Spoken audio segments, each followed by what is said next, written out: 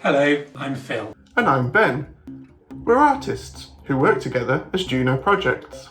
Often the people we work with create one small artwork that gets combined with lots of other artworks from other people into a much larger piece. That's what we'll be working on with you today. We'll be making a hand-painted animation.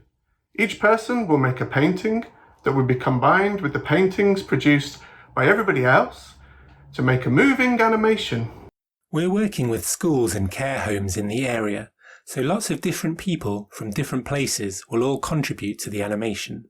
The animation is part of the dynamic Dunescapes project, which is all about the sand dune environments on the coast, such as Saltfleetby-Theddlethorpe dunes and Gibraltar Point.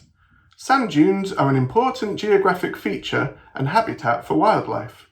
We will be making the animation by using video footage that people have taken of the dunes and the wildlife that lives there. We've broken the video down into still images, which you will be using as a guide image for your painting. Once all the paintings are made, we'll put them all back together to make an animation. This technique is similar to an old-fashioned animation style called rotoscope, where animators used film footage as a guide for painting figures in films such as Disney's Snow White from 1937. The image you will paint is called a frame. The animation is made up of lots of still frames, played quickly one after the other to give the appearance of movement. So when we say frame, we mean the painting that you will be working on. You'll have a guide image printed out on paper with a clear sheet of plastic over the top. You'll be painting on the plastic directly, using the image underneath as a guide. You'll see a frame number at the bottom of the image. This shows you where your frame will come in the finished animation. Some guide images will have animals and some will have landscapes. There will be different amounts of details depending on what part of the animation your frame is from. We've chosen this landscape image as our example as, at first, it might not seem like there is much going on in this frame. We want to show you that even this frame can make for an interesting painting, and that each and every frame is important to the finished animation. When you paint your frame, you'll have to think carefully about mixing colours to match those you see in your guide image. We'll talk a bit about mixing colours now. To make a lighter colour, for example to make pink using red and white, you only need a small amount of red, the darker colour, and a lot of white, the lighter colour. Too much of the darker colour will overpower the lighter colour and it won't change very much. Here, we're adding small amounts of red to the white gradually, until the shade is right. Having a paper tissue, cloth or scrap paper to wipe your brush on after you've washed it in between colours is very handy. You can mix more than one colour together to make more complex shades. Here we're adding a yellow to the pink to make a peach shade. Here we're mixing a light green and adding yellow to it to make a warmer shade. With this light green, we're mixing blue with it to make a cooler shade. Here we're adding a little blue to green to make it cooler and a little darker.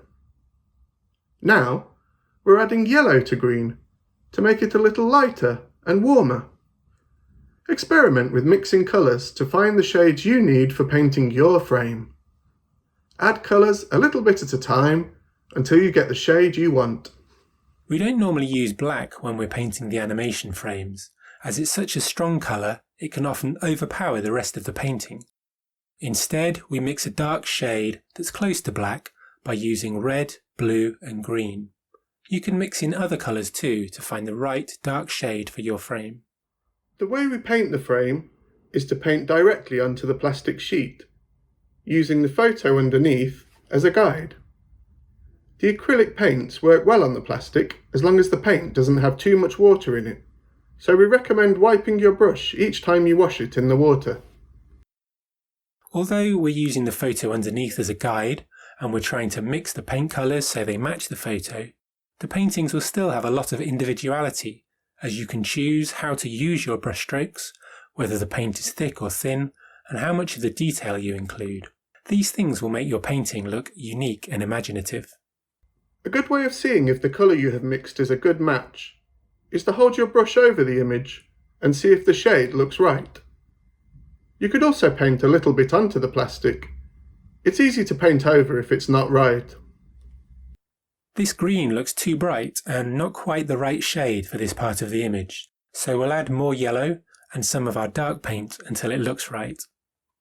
You can look for other parts of your image with the same shade of paint and paint them in at the same time. You don't have to paint the part of the image that's next to where you started. As you are painting, you can change the shade a little bit to match the image underneath. Remember not to add too much water to your paint, otherwise it won't stick to the plastic. Think about your brush strokes. You could put down your brush strokes in the same direction as the area you're painting. For instance, you could follow the direction of grass and plants, like in this image, or you might have fur or feathers of an animal or bird in your image, so following the direction of those would work well. You'll have a selection of different sized brushes, so you can try those out for different parts of your frame painting. Smaller brushes are good for small detail, and you can paint larger areas quickly with a large brush. But you can also experiment with your brushes. Using a larger brush for small details can produce an interesting effect. Keep painting your frame and mixing colours to match your image as you go along. You can paint an area and then come back to it to add highlights, lighter areas of paint that show where the light is hitting an object, or shadows using darker paint. Now we've got the grass of the dunes and the wooden walkway and fence painted, we're going to use a larger brush for the sky and blend together the different shades we can see in our image. The sky isn't always plain blue. Although there is quite a lot of blue at the top of our image, the blue of the sky is often much more pale than you might think.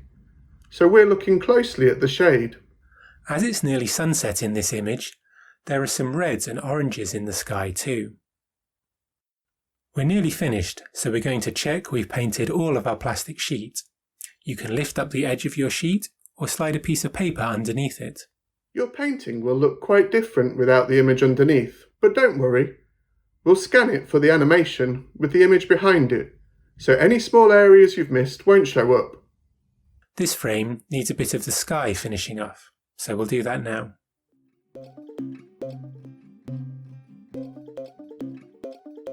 We hope you have fun painting your frames and we look forward to seeing what you make.